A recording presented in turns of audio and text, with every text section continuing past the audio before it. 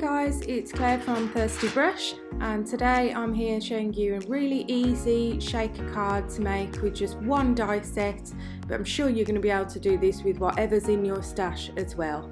So welcome back to the channel. I'm here to show you all sorts of paper craft, watercolouring, art techniques, card making, die cutting, all that kind of thing. So today I'm going to use this happiness die from our Thirsty Brush collection, and it comes in parts where you can make an aperture. This is a 5x7, so I'm just going to use some of our pattern papers.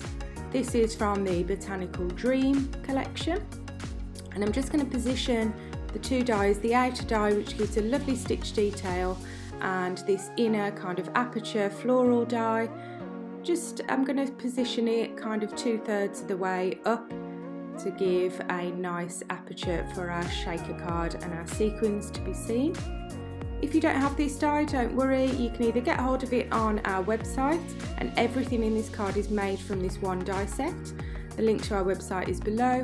However, you could do a similar kind of aperture if you've got say circle dies, square dies, other types of shapes, and anything that will cut into your card to create an aperture.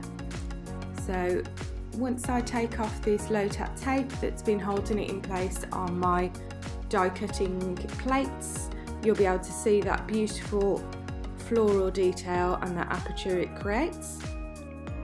Everything pops out super easy.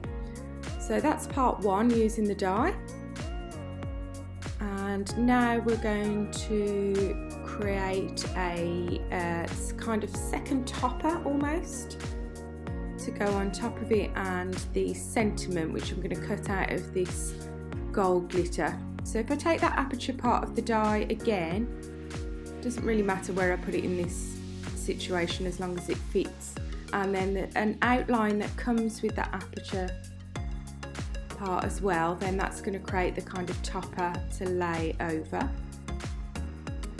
And then within the set there's also a sentiment die, happy, and a matte layer that comes with that too. So I'm going to use the actual word die and cut that out of the excess bit of the glitter card that's at the bottom.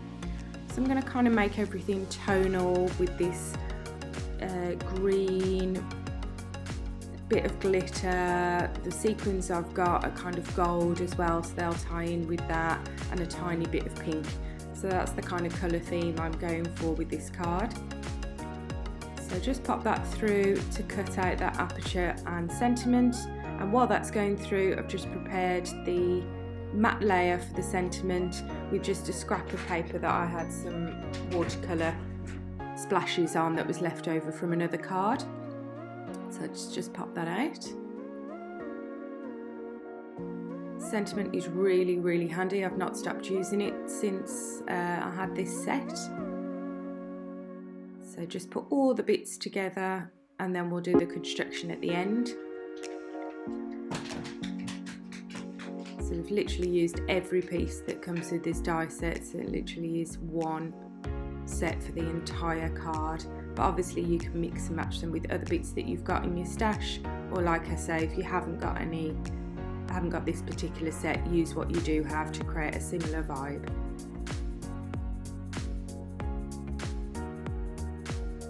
So that's the matte layer for the happy. Just popping all the dies back on the carrier sheet, and the glitter card was a little bit harder to cut through, so there's just a couple of bits to get out with my poker tool there, but they come out really easily, and that's created that beautiful topper in that lovely shiny glitter. So next thing to do is just glue that onto the panel that we've cut, the aperture panel. So I'm just going to use some wet glue to do that with a nice fine nozzle, so I can just go round and put the glue exactly where I want to.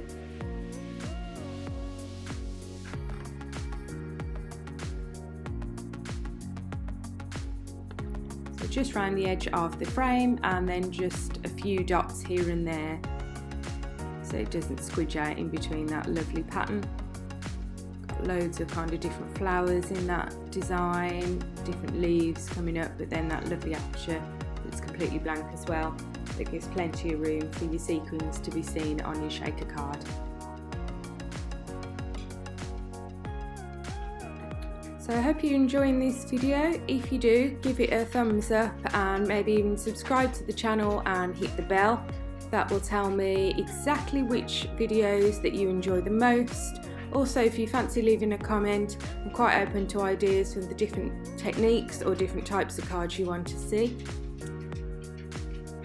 So let's just now pop this sentiment on the front of this panel. So as you see, I just positioned the topper aperture just directly over. You could offset it a little bit as well to give a kind of drop shadow kind of effect, depending on what type of papers or card you're using underneath.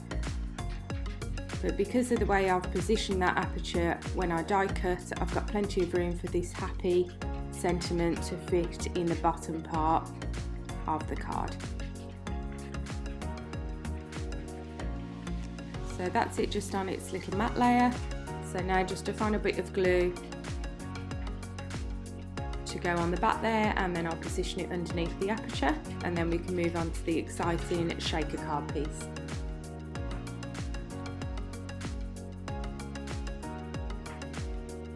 Just get happy with your positioning.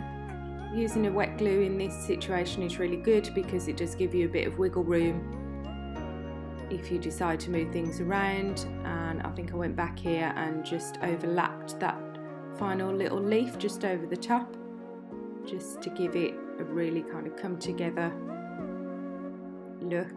So the glue I'm using here is Pinflair bookbinding glue, because it gives you that wiggle room and the tiny little nozzle, but use whatever you've got at home. So onto my card blank, I'm positioning some dotty card, but you can use whatever you've got, whatever pattern you want to show in that aperture behind your sequins, or whatever you're putting in your shaker card.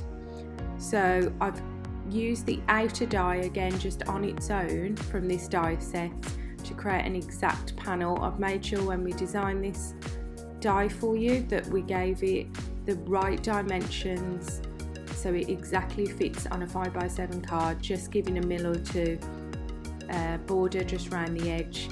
So if you're not very good at cutting panels for your card and getting the straight lines and the sizing exactly right, we do a lot of dies where our panel dies, cover dies, come with an outline and they always fit perfectly onto your card.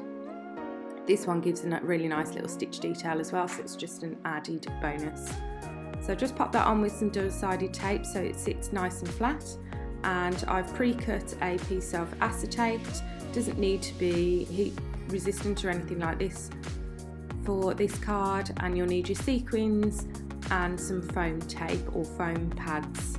So I'm using a nice thin foam tape, and so I can get around that aperture where the detail comes out almost to the edge of the card. So first of all, pop your acetate behind the aperture. I'm using 2 pieces of double-sided tape, not foam with any dimension, just flat against the aperture to affix it to the back. And I just held it up against the aperture to make sure that it will fit perfectly without showing. That's great. And then just so nothing pops out of that side, I haven't got a tape thin enough with me to do that, so I'm just going to secure with a few tiny blobs of lines of glue, wet glue, just to make sure that's really secure all the way around the aperture and there's no bagging or sagging of the acetate. It fits nice and smooth. So let's just position that.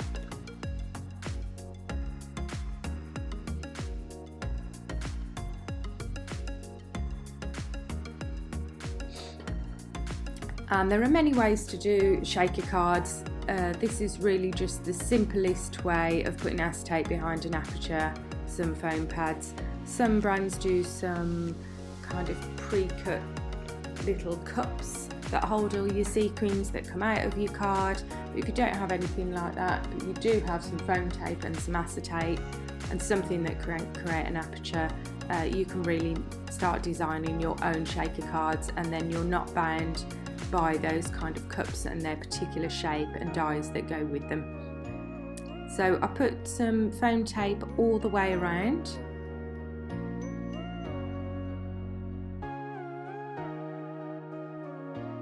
So around the entire panel, and then I put another layer just underneath the aperture, and then I doubled up. What I find is that sometimes if you only do one layer of foam, depending on the thickness of your foam, you don't get as much of a shake because the sequins get stuck behind. So because this is only kind of 1 mil foam tape, I doubled up and did 2 layers. So it gives the card a little bit of extra dimension, but there really is plenty of room for your sequins to wiggle about. So because I've got a really decent size aperture there, I'm just putting the sequins straight on the card, plenty in there because it's really big, and then just position your panel over the top, and it really is as easy as that. So there's our lovely shaker card. I hope you enjoyed that, and we'll give that or something similar a go.